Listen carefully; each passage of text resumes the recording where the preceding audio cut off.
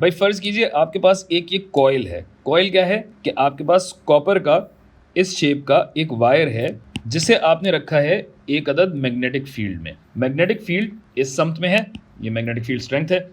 गोया magnetic field lines जो जा रही हैं या मैग्नेटिक फील्ड यूं जा रही है। और अब अगर इस वायर में आप देते हैं एक करंट, और करंट मिसाल के तौर पे आपका जा रहा है यहाँ से ये और घूमता हुआ यूं आएगा वापस, ऐसे करके जा रहा है, और ये करंट है आई। तो अब होगा क्या कि मैग्नेटिक फील्ड जो यूं करके जा रही है, इस मैग्नेटिक फील्ड के परपेंडिकुलर जहां कहीं भी करंट है, जाहिर है उसके ऊपर फोर्स होगी, और मैग्नेटिक फील्ड के पैरेलल जो भी करंट है वहां पे कोई फोर्स नहीं लग रही होगी।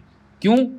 ये सारी बातें आपको पहले मैं बता चुका हूं कि ये फोर्स किसके बराबर होती है। ये फोर्स बराबर होती है करंट ज़रब लंबाई, यानी तार की लंबाई cross product magnetic field strength के साथ। ठीक है, तो गोया यहां तो कोई फोर्स नहीं लगेगी, लेकिन जो ये दो हमारे पास सेक्शन बन रहे हैं, दो हमारे पास जो वायर बन रहे हैं, इनके ऊपर फोर्स यकीनन लग रही होगी। और वो फोर्स कैसे मालूम की जाएगी? वायर की लंबाई है, तो करंट चूंकि इस समत में जा रहा है, तो इस वायर को अगर हम देखें तो शहादत की उंगली लेंथ के समत में होगी, जबकि मैग्नेटिक फील्ड कहाँ जा रही है? मैग्नेटिक फील्ड यूं जा रही है, तो ये आपका लेंथ का वेक्टर हो गया, ये आपका बी का वेक्टर हो गया। तो अगर ऐसा है तो राइट हैंड रूल के हिसाब से हमारे पास इस सेक्शन में जो फोर्स आएगी वो स्क्रीन के या पेज के अंदर जा रही होगी। ठीक है भाई।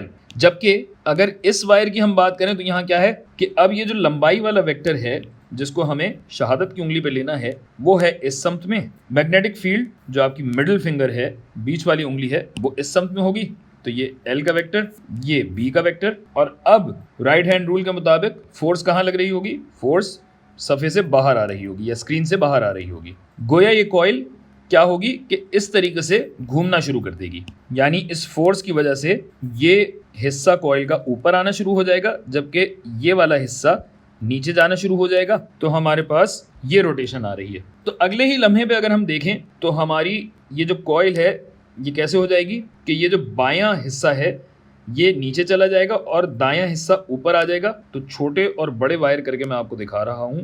वायर आपकी घूम चुकी है, तार घूम चुका है ये। और अभी भी क्या हो रहा है कि आपका जो करंट है, करंट तो मुसलसल यूं ही है ना, करंट को तो नहीं बदल रहे हम। गोया ये फोर्स उस वक्त तक लगती रहेगी, माफ कीजिएगा यहाँ के टुकड़े बना दिए, ये तो सीधा आएगा ना, ऐसे आएगा। ठीक है भाई। तो ये इस तरह कॉइल घूमती रहेगी।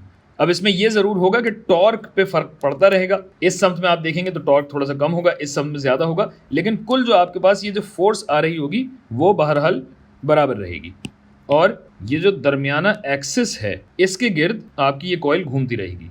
ये बुनियादी उसूल होता है किसी भी मोटर के काम करने का कि आप मैग्नेटिक फील्ड में एक कॉइल को रखें और उस कॉइल में करंट चला दें तो मोटर इस तरह घूमना शुरू हो जाएगी।